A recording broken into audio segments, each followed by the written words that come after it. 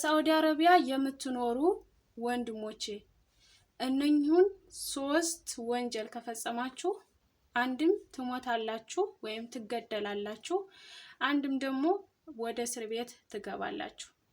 እንደዚህ አይነት ድርጊት እንዳይፈጸምባችሁ እባካችሁ ትልቅ ጥንቃቄ አድርጉ።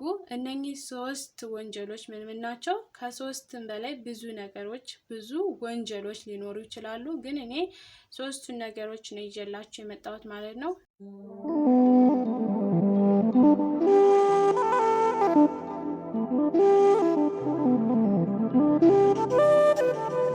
ሰላም እንዴት ናችሁ? ውድና የተከበራችሁ የሸዋሌ ቲዩብ ቤተሰቦች ደህና ናችሁ? እግዚአብሔር ይመስገን በጣም ደህና ነኝ። የኔ ሰላም ይበዛ፣ እናንተም ሰላም በያላችሁበት ይብዛልኝ። እንግዲህ ዛሬ ይዤላችሁ የመጣሁት በሳዑዲ አረቢያ ለሚኖሩ ወንድሞቼ ነው።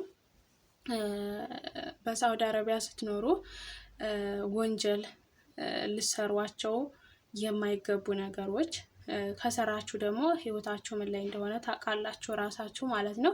የመጀመሪያው ሰው መግደል። በሳዑዲ አረቢያ ላይ አረቡ የገደለ ወደዛው እንዲገደል ነው የሚደረገው። እንኳን አይደለም እናንተ ሀበሻ የሆናችሁ እርስ በርስ ከተገደለ እንዲገል ነው የሚደረገው። ህግና ደግሞ እንደዛ ነው። እኔ ስሰማ እንደዛ ነው ሲባል የምሰማው ማለት ነው።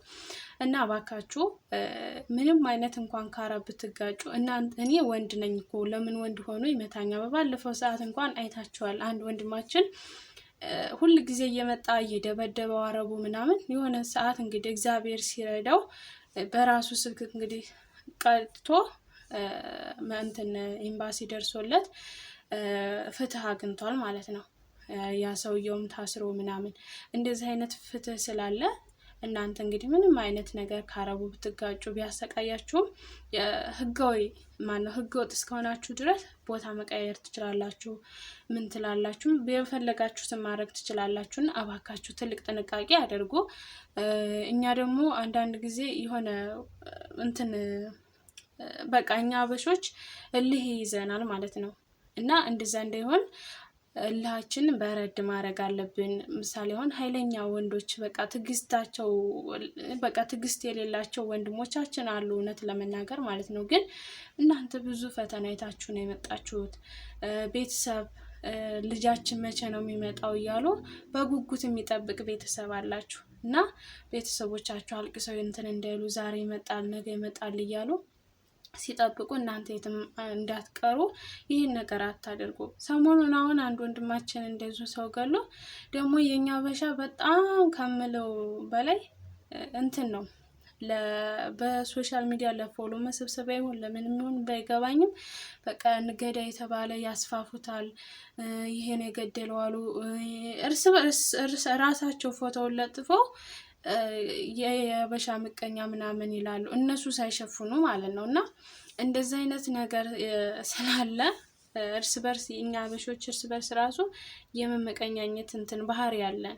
ምሳሌ አሁን አንድ ወንድማችን ቢገል ይሄ ነው አሉ የገደለው ይሄ ነው እያሉ እንትን ይላሉ ያስፋፋሉ ማለት ነው። እና ያ አንድ አበሻ እንኳን ቢገል ብዙ ወንድሞቻችን ብዙ በሚሊዮን የሚቆጠሩ ወንድሞቻችን ነው ሳዑዲ ላይ ያሉት በገጠሩ በከተማው ምናምን።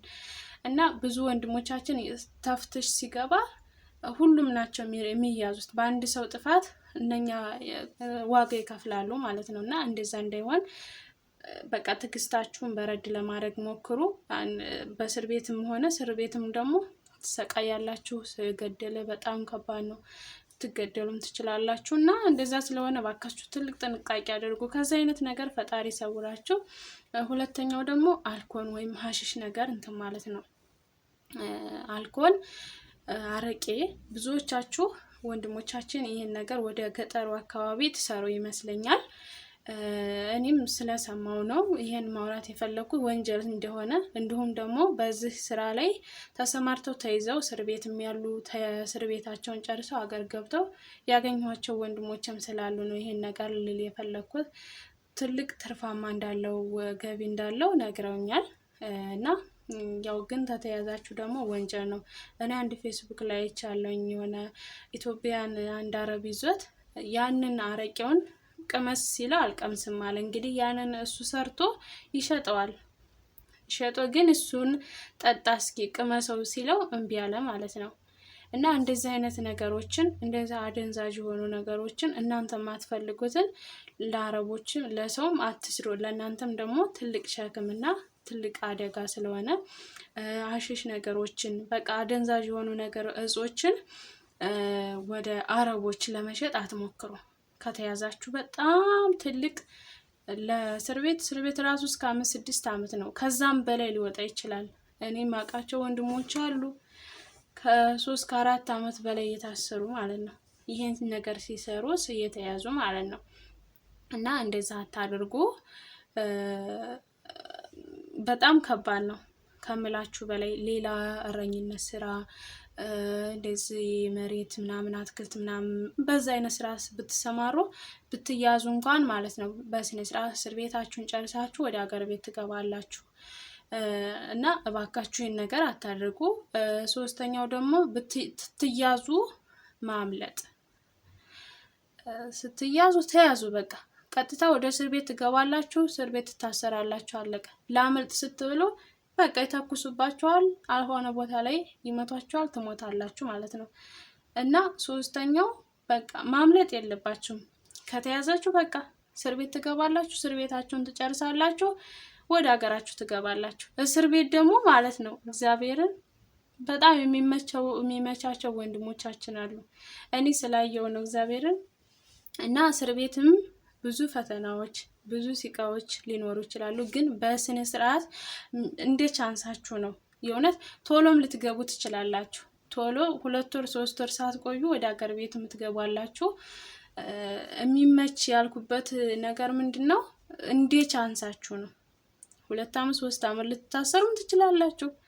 እናንተ የሰራችሁ ትንሽዬ ወንጀል ሆና ብዙ ዓመት ልትታሰሩ ትችላላችሁ። እንደ ፈራጅ ነው ማለት የሁሉም ፈራጅ ፍርድ የሚሰጥ የተለያዩ ብዙ እንትኖች ስላሉ የተለያዩ ብዙ ፈራጅ የህግ አካላት ስላሉ እናንተ እንደ ቻንሳችሁ ነው ማለት ነው። እና ብትያዙ ቀጥታ እጃችሁን መስጠት፣ ልሽሽ ምናምን ሳትሉ ወይ እጃችሁን ትመታላችሁ ወይ እግራችሁን ትመታላችሁ። የዘላ ሰባራ ሆናችሁ ትቀራላችሁ። አረ ይሄን ተውት። ህይወትን ማጣት አሉ። ብዙ ወንድሞቻችን አሁን እኮ እናመልጣለን እያሉ ነው የትም የቀሩት ማለት ነው። እና እነኚህን 3 ነገሮች 3 ወንጀሎች ከመፈጸም ተጠንቀቁ። ህጋዊ ሆኑ ህገወጥም ሆኑ። በእርግጥ ህገወጥ ስትሆኑ ነው የምትያዙት፣ ትያዛላችሁ። ተይዛችሁ በቃ ህገወጥ እስከሆናችሁ ድረስ ለምሳሌ አሁን ሀገራችን ላይ ህገወጥ የሆነ ነገር ይያዛል አይደለ? እናንተም ደግሞ ህገወጥ እስከሆናችሁ ድረስ ግዴታ ትያዛላችሁ። እናንተ ባፈለጋችሁ ሰዓት ነገ ብዙ አላማ ሊኖራችሁ ይችላል። ግን ህገወጥ ስለሆናችሁ አላማችሁን ሳታሳኩ ትገባላችሁ። ብትገቡም በቃ ምንም ማድረግ አይቻልም። ብቻ እናንተ ጤነኛ ሆኑ። እናንተ ስታመልጡ የሆነ ነገር ብትመቱ የዘላለም በሽታችሁን እፍ እያላችሁ ከምትቀመጡ በስነ ስርዓት እጃችሁን ሰስጣችሁ ወደ እስር ቤት ገብታችሁ እስር ቤታችሁን ጨርሳችሁ ቤተሰቦቻችሁን አይታችሁ ተመልሳችሁ ፓስፖርት አውጥታችሁ በህጋዊ በሆነ መንገድ መምጣት ትችላላችሁ። አሁን ላይ ሰውን በዝቷል። እግዚአብሔርን በሳውዲ አረቢያ ላይ ሰውን በዛ፣ ስራም የለም። እውነት ኢትዮጵያ ያሉ እንኳን ወንድሞቻችን ኢትዮጵያም ሰላም የለም። ኢትዮጵያ ላይ ያሉ ወንድ አንዱ ስታመልጡ አንዱ በቃ ወጣትም በቃ የት መኖር እንዳለበት ራሱ ግራ የተጋባበት ጊዜ ነው፣ እውነት ለመናገር ማለት ነው። እንዴት ብላችሁ በቃ ለመኖር በጣም ፈታኝ የሆነበት ጊዜ ላይ ነው ያለ ነው። እና ቢሆንም ዞሮ እንግዲህ እግዚአብሔር እስከፈቀደ ድረስ እኛ ለብዙ አመታቶች ለብዙ ነገሮች ብዙ ህይወት ለመኖር በአእምሯችን እናስባለን። ግን ዛሬ እንሙት ነገ እንሙት አናቅምና ባካችሁ ወንድሞች ጥንቃቄ አድርጉ። እናንተ ደግሞ ባለ ሶሻል ሚዲያሎች ምናምን እንትን የምትሉ የምታስፋፉ አንድ ችግር ሲፈጸም በቃ ቶሎ ወደ ሚዲያ የምታወጡ ሰዎች ባካችሁ ከአረቦች ደራሱ ከአረቦች ወንዶች አትሳፈጡ።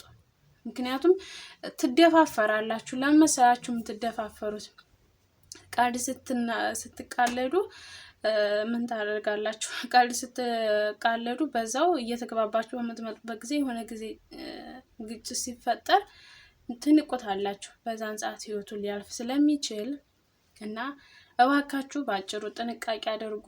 እባካችሁ ወንድሞቼ፣ እኔ በጣም ነው እንደዚህ በቃ ምክንያቱም እኔ ወንድሞች ስላሉኝ ምናምን በቃ ወንድሞች እንደዚህ ተይዞ እንደዚህ ችግር ፈጸሙ ሲባል ሩጭ ወንድሞቼን አስባለሁ እና እባካችሁ ጥንቃቄ አድርጉ።